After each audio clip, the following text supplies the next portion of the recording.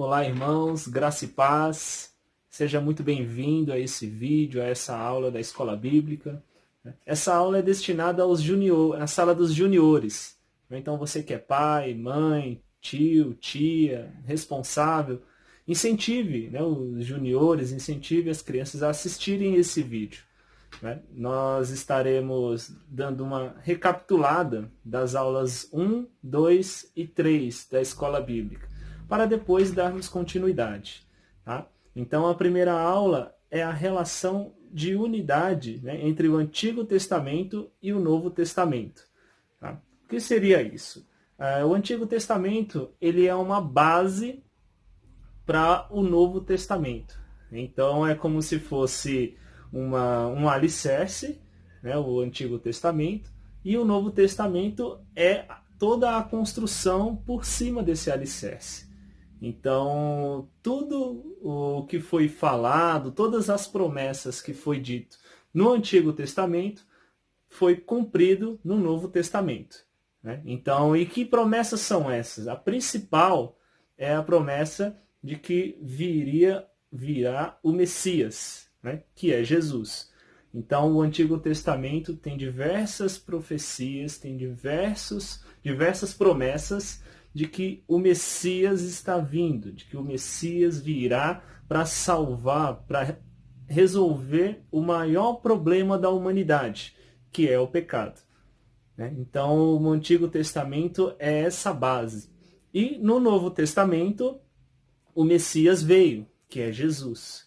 Jesus Cristo veio, cumpriu a sua missão, que foi morrer na cruz, para perdoar os pecados, para que possamos viver para Ele e assim ter acesso a Deus. Então Jesus é a ponte entre Deus e os homens. É interessante você ler o Antigo Testamento, porque sem ele, alguns textos do Novo Testamento não são totalmente compreendidos. Então, ele completa. O Novo Testamento ele não substitui o Antigo. Pelo contrário, ele é o cumprimento do Antigo Testamento. Então, alguns livros, por exemplo, da Bíblia, Mateus, Hebreus, Gálatas, se você não lê o Antigo Testamento, alguns textos ficam um pouco difícil de você compreender. Então, Mateus, Romanos, Gálatas, Hebreus, são textos que falam bastante e cita bastante exemplo do Antigo Testamento. Então, é a promessa de que o Messias vai vir, o Antigo Testamento. E o Novo Testamento, o Messias veio, completou a missão e nos deu essa oportunidade de viver para Ele e de viver para Deus. Essa é a aula 1. É a relação entre o Velho Testamento e o Novo. O Velho Testamento, promessa de que o Messias vai vir. E o Novo Testamento, ele veio e cumpriu todas as profecias, todas as palavras que foram ditas no Antigo Testamento. Ok? Aula 2.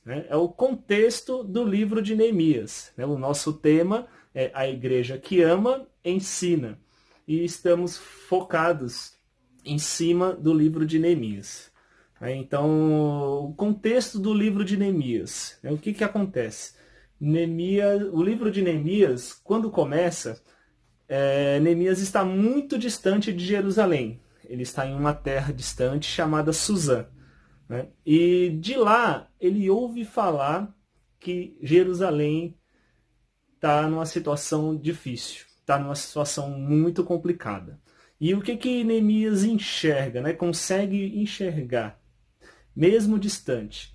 Ele consegue enxergar que a cidade está em desprezo, está tendo muita injustiça, bastante insegurança, pobreza. Então, o pessoal lá de Jerusalém está passando muita dificuldade, uma situação bem complicada.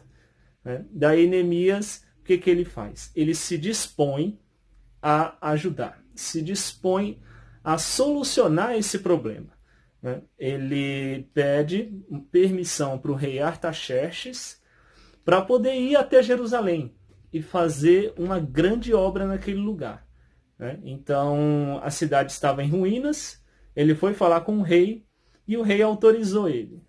Neemias foi até lá para reconstruir os muros e reconstruir a cidade.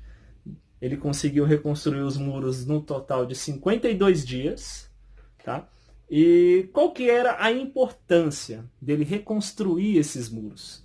Ele reconstruindo esses muros, ele reconstruindo a cidade, trazendo segurança novamente, restaura a dignidade espiritual de Jerusalém, né? Então, a questão não era só os muros, não era só a estrutura física, né, o concreto em si, mas Neemias ele restaurou a vida espiritual daquela cidade, porque com a cidade reconstruída, poderia ter cultos novamente, né?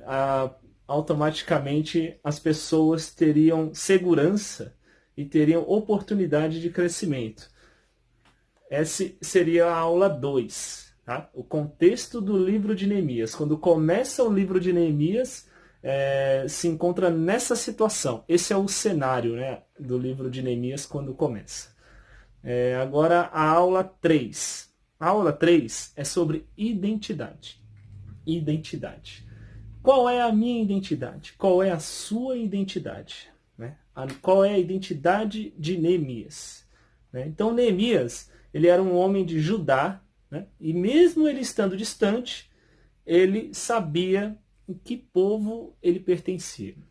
Neemias sabia que pertencia ao povo de Deus. Então, a aula 3, que é sobre identidade, Neemias ele nos ensina que mesmo numa situação de muito conforto, né, independente da situação que você estiver, você precisa saber a qual povo você pertence e você não pode deixar as suas raízes, que você pertence a Deus, você é um povo de Deus. Então, Neemias estava numa situação confortável, numa situação bem tranquila, mas ele ouviu falar que Jerusalém estava passando dificuldades e ele se identificou com aquilo. A sua identidade o levou a se preocupar e a se comprometer com aquele povo. Não, eu preciso ajudar, porque eu faço parte daquele povo. Neemias foi e correu atrás para tentar fazer alguma coisa, para tentar ajudar. Tá? Então, nós possuímos a identidade de Cristo. Né? Você entregou a sua vida para Jesus, você pertence a Cristo. Então, não deixa essa identidade, né? Não importa onde você esteja, que essa identidade, que a identidade de Cristo, venha sobressair nas nossas vidas. Em nome de Jesus. Tá? Então, é um rápido resumo, né? Uma recapitulada aí na aula 1, 2 e 3. Tomara que vocês tenham entendido. E assim nós daremos continuidade, né, nos próximos vídeos, nas próximas aulas.